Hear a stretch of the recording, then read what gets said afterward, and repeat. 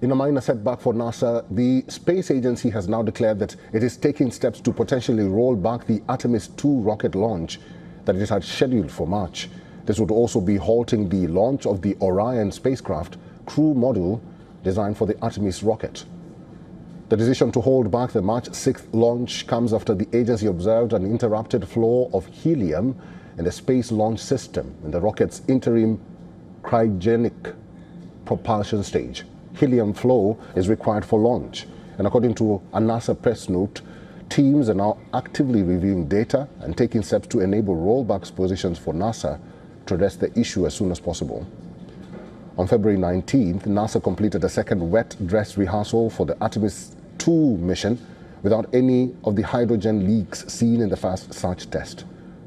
A successful leak-free test is needed before NASA sets a launch date. The mission is poised to be the farthest human flight into space ever and the first crewed moon mission since the US Apollo program more than half a century ago.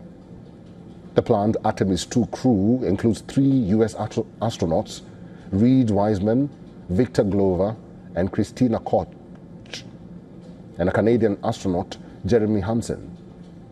Artemis II is a precursor to NASA's planned astronaut moon landing, Artemis III, which is scheduled for 2028.